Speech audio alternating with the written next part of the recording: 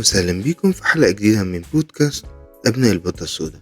النهاردة هنتكلم عن موضوع مهم جدا، وهو فقدان الشغف. أكيد كلنا مرينا بمراحل حسينا فيها إننا مش قادرين نكمل حتى في الحاجات اللي كنا بنحبها وبنتحمس ليها من زمان. فجأة تلاقي نفسك مش قادر تشوف نفسك بتعمل الحاجة اللي كنت بتحبها وبتلاقي فيها متعتك. طب ليه بيحصل ده وليه بيحصل بالشكل ده؟ وممكن نرجع الشغف ده تاني ولا خلاص كده؟ فيكتور هوجو الكاتب الفرنسي اللي كتب رواية البؤساء، رغم النجاح الكبير اللي حققه هوجو مر في فترة صعبة جدا. الفترة دي فقد فيها الشغف بشكل تام. كان بيحس ان الابداع اللي كان بيحركه من جوه بدأ يختفي، وان الحياة بقت زي ما تكون بتضغط عليه لدرجة انه مش قادر يمسك القلم. حياته اتحولت لروتين ممل جدا، وكل محاولة للكتابة كانت بتفشل. زي ما حصل مع هوجو، فقدان الشغف بيحصل لأي حد وفي أي وقت، سواء كنت في الشغل أو في الدراسة أو في حياتك الشخصية. في حياتنا اليومية الشغف ممكن يبدأ يختفي بشكل تدريجي. الحياة أوقات بتتحول لروتين يومي مليان بالمسؤوليات والضغوطات. تلاقي نفسك كل يوم بتعمل نفس الحاجات من غير ما تحس بأي تغيير أو تجديد. الروتين ده بيبدأ يسحب منك الطاقة اللي كنت بتستخدمها في الحاجات اللي بتحبها. كمان الضغوطات الشخصية زي المشاكل العائلية أو الصحية بتلعب دور كبير في إنها تخلينا نفقد الشغف.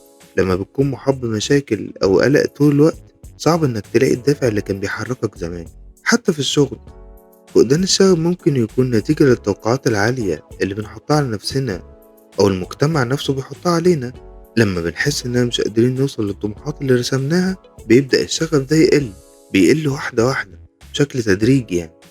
نلاقي نفسنا بنروح الشغل كل يوم من غير نفس، ومش قادرين نحس بأي إنجاز حتى لو حققنا حاجة كويسة.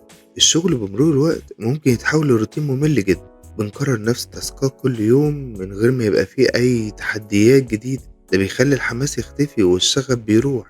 أما بالنسبة للدراسة، فقدان الشغف ممكن يكون ناتج من الضغوطات الأكاديمية كتير جدا، من الواجبات والمذاكرة المستمرة للامتحانات والدرجات.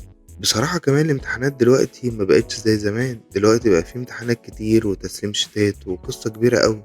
ممكن الطالب يحس انه عايش في دوامة ما فيهاش اي متعة ولا ابداع. كمان المقارنات المستمرة بين الطلبة وبعضهم بتزود الإحباط جدا، خصوصا لما يحس الطالب إنه مش قادر يوصل لنفس مستوى زميله.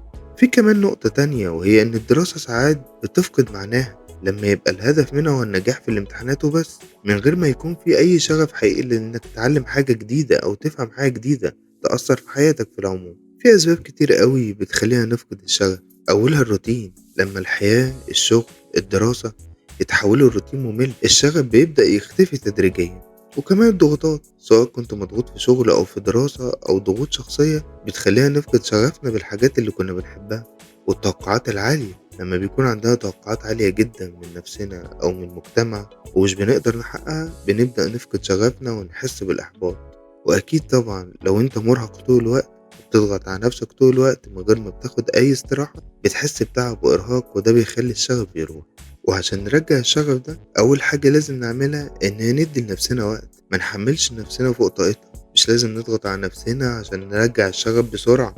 ممكن نكتشف حاجات جديدة، نحاول نخرج من الروتين اليومي، نكسر الروتين ده ونجرب حاجات جديدة تخرجنا من الحالة اللي احنا فيها. ساعات ممكن يكون تغيير بسيط جدا في الروتين اليومي ده بيساعدنا نرجع الشغف اللي راح مننا. كمان لازم نفكر ليه بدأنا الحاجة دي من الأول. لما نفتكر الدافع اللي خلانا نبدأ، ده ممكن يساعدنا نرجع شغفنا ونلاقي الإلهام اللي ضاع مننا. وأخيرا، مهم جدا إن نبقى دايما محاطين بالناس اللي بيدعمونا وبيفكرونا بقيمتنا، الناس اللي بيحفزونا وبيساعدونا نلاقي شغفنا من جديد. في النهاية، فقدان الشغف مش معناه إننا فشلنا، هو جزء طبيعي جدا من حياتنا. الشغف ممكن يرجع، لكن مهم إننا نفضل نحاول وندور على الحاجات اللي كانت بتحسسنا بالحياة وبتحسسنا إننا مبسوطين. دي كانت حلقتنا النهاردة عن فقدان الشغف. أتمنى تكونوا استفدتوا، وأشوفكم في الحلقة الجاية من بودكاست أبناء البطة السوداء.